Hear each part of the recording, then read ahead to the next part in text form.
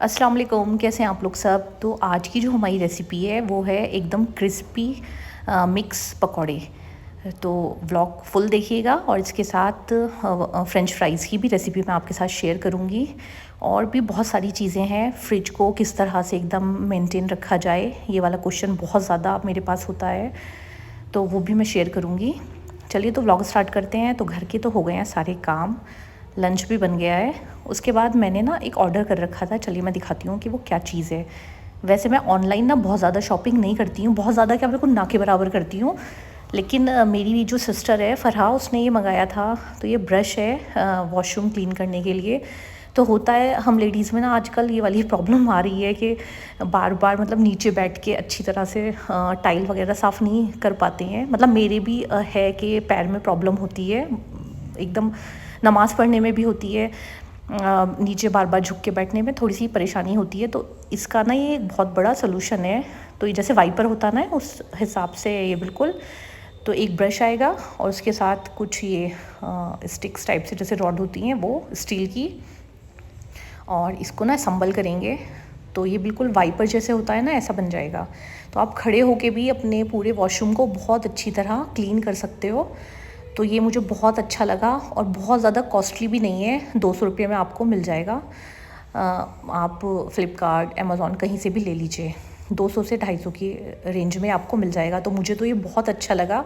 तो मैं तो आजकल अपने वॉशरूम जो है इसी से क्लीन कर रही हूँ। बस फ्लोर क्लीनर कुछ भी डालिए और इससे अच्छी तरह से ब्रश कर दीजिए पूरे पर। फिर उसके बाद अब चल रही है डिनर की तैयारी। तो मेथी चिकन बन रहा है और साथ में ना दाल भी बन रही है। होता है ना, सब लोग चिकन नहीं खाते, तो दाल भी बन रही थी। तो एक साइड बन रही है दाल और तड़के की भी तैयारी चल रही है, और दूसरी साइड मैं बना रही थी रोटियां। तो जल्दी जल्दी से खाना तैयार कर लूँ, क्योंकि उसके बाद मुझे हुसैन को होमवर्क भी कराना है। तो हुसैन को जो ना आजकल होमवर्क कराना बड़ा मुश्किल हो रहा है, छुट्टियों के बाद बैठना उसको लेकर, क्योंकि उसका दिल ही नहीं चाहता है कि वो होमवर्क करे। तो बस दाल भी बिल्कुल तैयार हो गई थी, मेथी चिकन तो पहले ही बना लिया था मैंने, और अब हमारी तकरीबन रोटियां भी बनने वाली हैं। तो रोटी मैं सबसे लास्ट में जब बनाती हूँ, जब सब लोग खाने के लिए बोल देते हैं कि अब डिनर लगा लो। गरम गरम रोटी ना सर्व करना मुझे अच्छा लगता है। तो बस दूसरे साइड बना लेते हैं सारी रोटियां। अच्छा, बहुत से लोग ना ये वाली जो अपनी प्रॉब्लम मेरे साथ शेयर करते हैं कि हम रोटी बनाकर कैसरोल में रखते हैं तो वो नीचे वाली जो रोटी होती है बिल्कुल पानी पानी हो जाती है। तो मैं अगर आपको लगे वाला हैक जो है ठीक, तो आप भी करके देखिए। मैं हमेशा से ऐसे ही करती हूँ। देखिए, रोटियाँ बनाकर पहले इस तरह से रख लेती हूँ, फिर बाद में दस्तरखान के अंदर रखती हूँ। तो हमारी रोटियाँ सब गर्म भी रहती हैं, और जो नीचे वाली भी रोटी होती है ना, वो भी एकदम ड्राई होती है। और अगर हम साथ के साथ कैसरोल में रखते जाते हैं तो नीचे वाली रोटियाँ एकदम पसीज जाती हैं। तो ट्राई करके देखिएगा, या करते भी होंगे इस तरह से बहुत सारे लोग। और ये बात ठीक है, अगर डायरेक्ट उसमें रखते हैं ना कैसरोल में, तो नीचे वाली रोटी एकदम पानी पानी हो जाती है। तो आपसे बातें करते करते डिनर तो हो गया है बिल्कुल तैयार, और अब हम लोग सब के सब डिनर करेंगे। तो मैं बच्चों को बुला लेती हूँ और ये भी खाना लेके चल रहे हैं। तो आज का डिनर हमारा यही था, दाल और चिकन। फिर उसके बाद अब मैं आपको कुछ चीज़ें दिखाती हूँ। सेकंड क्वेश्चन जो सबसे ज़्यादा मुझसे मालूम किया जाता है कि आप अपने फ्रिज को इतना क्लीन कैसे रखती हैं। जैसे वीडियोस में कभी मेरा फ्रिज देख लेते हैं लोग। तो कुछ चीज़ें हैं, जो बॉक्सेस हैं मैंने मंगा के रख रखे हैं। तो मैं इनमें चीज़ें रखती हूँ। तो देखिए, ये वाला बॉक्स ना बहुत अच्छा है। इसमें 4 चीज़ें हम एक साथ रख सकते हैं और काट कर, जैसे मैं हरा धनिया वॉश कर काट के रख देती हूँ, हरी मिर्च और भी चीज़ें हैं, लहसुन छील के रख देती हूँ। तो ये बहुत अच्छा बॉक्स है, और इसको हफ्ते भर भी इतनी अच्छी फ्रेश चीज़ें रहती हैं इसमें। फिर कुछ ऐसी बास्केट्स मैंने ले रखी हैं। तो मैं कुछ कुछ चीज़ें आपके साथ शेयर करती जाऊँगी। आज जो चीज़ें कर रही हूँ, फिर नेक्स्ट भी कुछ चीज़ें करूँगी जो फ्रिज को स्टोरेज के लिए मैंने मंगा रखी हैं फ्रिज में। तो ये वाली बास्केट में फ्रूट्स रख देती हूँ, और ये एग के लिए मैंने मंगाई है।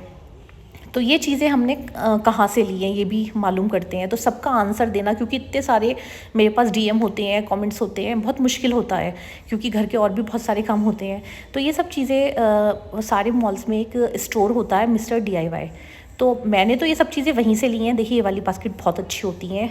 ये मतलब मुझे तो बहुत अच्छी लगती हैं, क्योंकि फ्रिज के अंदर जो शेल्फ़ होती हैं उसमें कोई चीज़ रखो, फिर उसके ऊपर स्पेस बच जाता है, तो वहाँ पर हम ये लगा सकते हैं आराम से। तो ये चीज़ें आप मंगा लीजिए तो आपका फ्रिज ना एकदम क्लीन रहेगा। तो मैंने तो ये ऑनलाइन नहीं मंगाई है, मैंने मिस्टर DIY से लिए हैं। तो आप वहाँ से भी ले सकते हैं और ऑनलाइन भी सब चीज़ें मिल जाती हैं, वहाँ से मंगा लीजिए, फ्लिपकार्ट से, अमेज़ोन से, कहीं से भी मंगा लीजिए।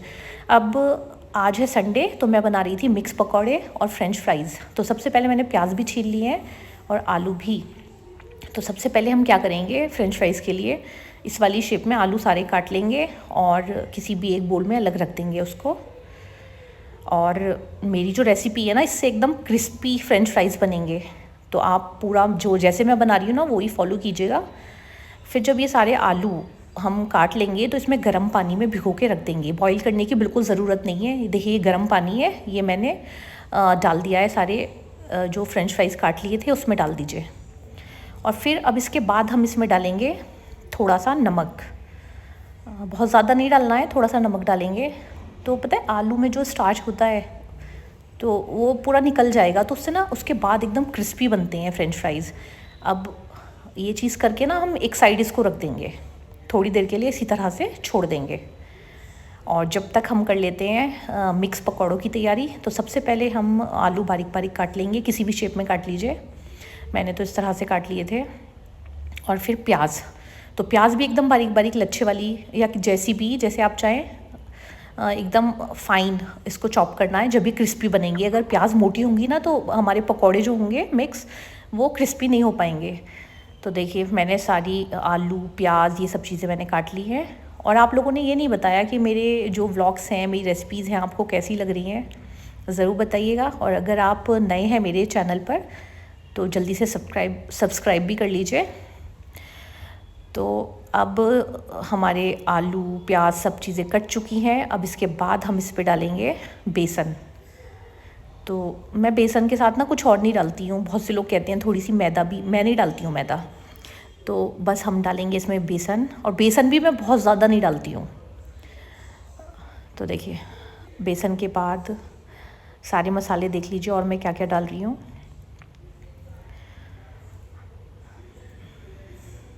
तो उसके बाद मैंने डाली है लाल मिर्च। तो लाल मिर्च ना टेस्ट के अकॉर्डिंग, बहुत से लोग बहुत चटपटे पकौड़े जो होते हैं ना वो पसंद करते हैं, और बहुत से लोग जो है नहीं पसंद करते। मैंने बच्चों के हिसाब से डाल दिया है। फिर डालेंगे इसमें नमक भी टेस्ट के अकॉर्डिंग डालेंगे। और अब हम इसमें डालेंगे अजवाइन, ये तो ज़रूर डालिएगा, तो इससे ना बहुत अच्छा टेस्ट आता है अजवाइन से। तो इसको थोड़ा सा रगड़ के अपने हाथ से जब डालिएगा और अच्छा फ्लेवर आता है इसका। फिर उसके बाद हमने इसमें डाला है ज़ीरा पाउडर, पिसा हुआ ज़ीरा, भुना हुआ नहीं था ये, सिर्फ इसी तरह पीस के रखा है मैंने। और थोड़ा सा इसमें डालेंगे चाट मसाला, ये भी ज़रूर डालिएगा, बहुत टेस्टी बनते हैं पकौड़े।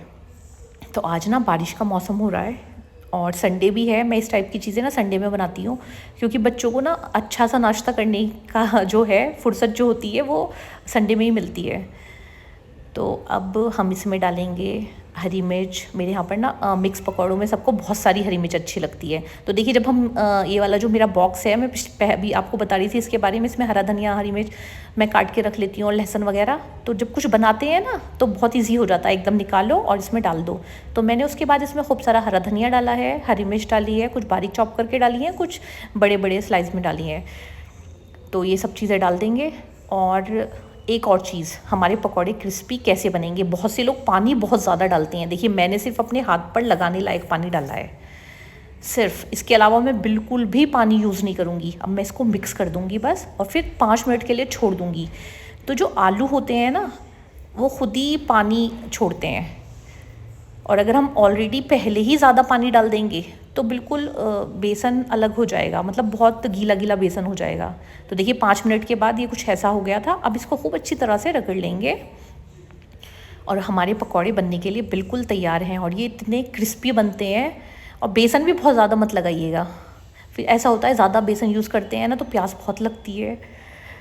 तो देखिए ये हमने तलने के लिए सारे पकौड़े डाल दिए हैं, और दूसरे साइड फ्रेंच फ्राइज़ जो पानी में भिगो के रखे थे उनको भी एक स्ट्रेनर में जो है निचड़ने के लिए रख दिया है मैंने, जिससे पानी उसका अलग हो जाए, बिल्कुल वो थोड़ा सूख जाए।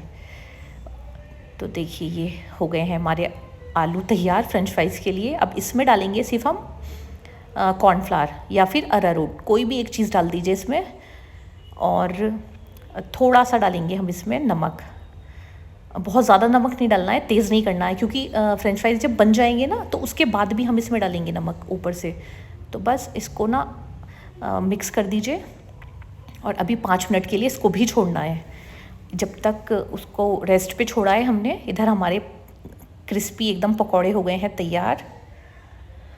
अब हम सर्व करते हैं सबको। तो देखिए बिल्कुल पकौड़े बनकर तैयार हो गए हैं।